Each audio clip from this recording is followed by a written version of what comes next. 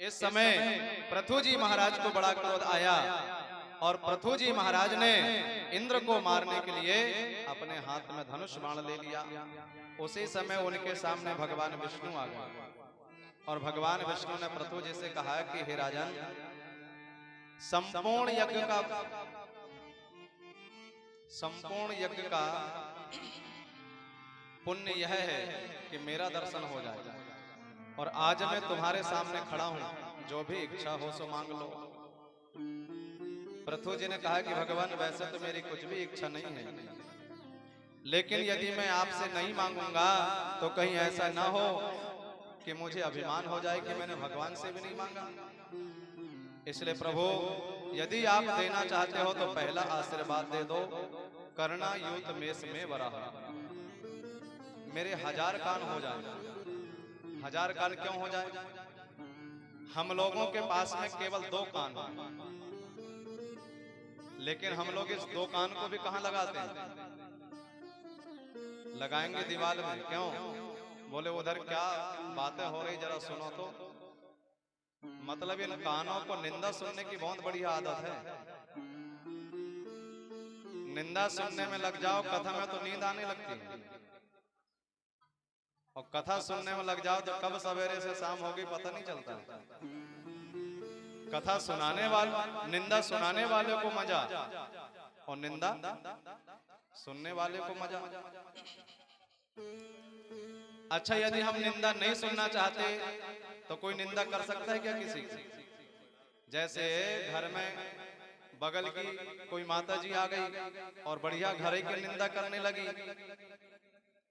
अब जब सामने वाले सुन रही तभी तो वो सुना रही है, लेकिन यदि वो घर की कोई माता जी कहने लगे कि बहन, मैंने सुना है कि रामायण में एक मंत्र थी और उसका काम था निंदा करना, तो वो तो रामायण की थी, कहीं वही मंत्र तो ही तो नहीं है।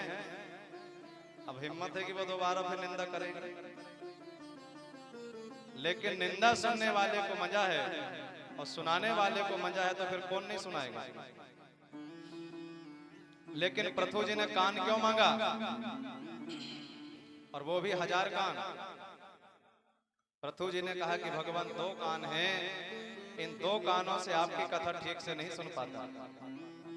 यदि 1000 कान हो जाएंगे तो कथा सुनने में बढ़िया आनंद आएगा। चाहे जितनी कथा सुने, लेकिन मन कभी ना भरे तो समझो कि कथा उसी ने सुना है।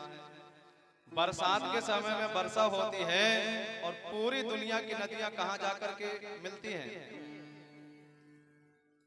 पूरा का पूरा जल कहां पहुंचता है? समुद्र में। वर्षा होती है, छोटी छोटी नदियां उफान में आ जाती हैं, अपने आप बाढ़ आ जाती है। लेकिन समुद्र में बाढ़ होती है क्या?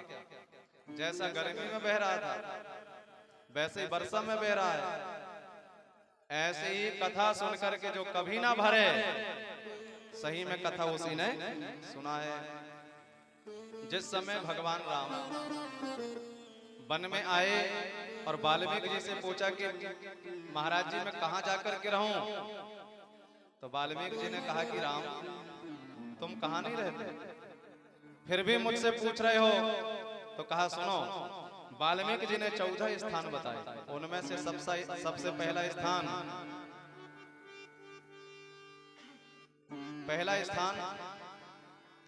बोले जिनके कान, जिनके श्रवण समुद्र समाना, कथा तुम्हारी सुभग सरिना, कथा तुम्हारी सुभग सरिनाना, कथा सुभग हरि कृष्णाना, कथा तुम्हारी सुभग सरिनाना, कथा तुम्हारी सुभग हरहि निरंतर हो ही न पूरे, हरहि निरंतर हो ही न पूरे, हरहि निरंतर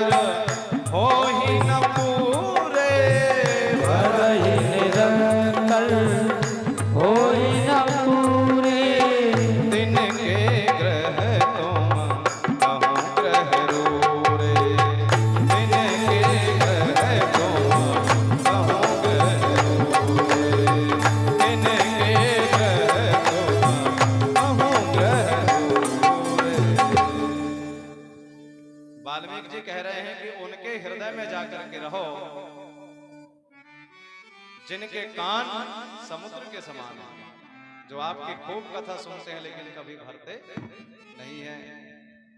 तो भगवान कहाँ रहते हैं? जो खूब कथा को सुनता है लेकिन मन कभी नहीं भरता, उन्हीं के हृदय में जाकर के भगवान वास करते हैं। इसलिए प्रभु जी कह रहे हैं कि भगवान करुणा योग में में बरा। दूसरा आशीर्वाद दे दो भगवान, मैं आपसे यह चाहता हूं, गुणालयम पद करेब लालसा। एक लालसा है, एक इच्छा है, मैं आपके चरणों की सेवा करना चाहता हूं। लेकिन प्रथु जी ने कहा कि भगवान अब डर लग रहा है, मांग तो लिया, डर क्यों? बोले आपके चरणों की सेवा करती है लक्ष्मी, और यही चरणों की सेवा मैंने मांग लिया। अब कहीं लक्ष्मी में और मुझ में खटपट ना हो जाए। एक बार की बात है, जब भगवान राम का विवाह हो गया, विवाह से पहले लक्ष्मण जी चरणों की सेवा करते थे, लेकिन जब विवाह हो गया, लक्ष्मण जी जब चरणों की सेवा करने को गए तो सीता जी ने चुटकी बजा करके भगा दी। अब सेवा नहीं मिलती तो लक्ष्मण जी दुबले पतले हो गए। एक दिन राम जी ने पूछा कि लक्ष्मण क्या बात है, जब से विवाह हुआ तो दुबला पतला होता जा रहा है। लक्ष्मण जी ने कहा कि भैया अब आजकल चरणों की सेवा नहीं मिलती। राम जी बोले अच्छा ये बात है, तो कहा देख अब होली आ रही है, एक काम करना, होली के दिन उनसे तो चरणों की सेवा मांग लेना। जैसे ही सीता जी लक्ष्मण जी के पास में रंग लेकर के पहुंची है, लक्ष्मण जी ने हाथ जोड़ करके मांग लिया कि चरणों की सेवा मैं करूंगा। इतना सुनना था कि सीता जी को आ गया चक्कर, वो गिरने लगी। तो राम जी ने जाकर के संभाला और कहा लक्ष्मण क्या हुआ? लक्ष्मण जी बोले कि भैया जैसे आपने कहा था वैसे ही मांग लिया। तो राम जी ने कहा लक्ष्मण मैं झगड़ा बढ़ाना जानता हूं, तो मैं झगड़ा कम करना भी जानता हूं। एक काम कर, इनसे कह दे कि एक चरणों की सेवा करूंगा मैं और एक चरणों की सेवा करना तुम। तब से नियम हो गया, एक चरणों की सेवा सीता जी करती और एक चरणों की सेवा लक्ष्मण जी करते। लेकिन एक दिन जब यही तीनों गंगा जी के किनारे पर पहुंचे हैं, जैसे ही गंगा जी के किनारे पहुंचे, राम जी ने केवट को आवाज लगाई, मांगी नाव ना केवट आना, कहीं तुम्हारे मरम में जाना। मांगी नाव ना केवट आना,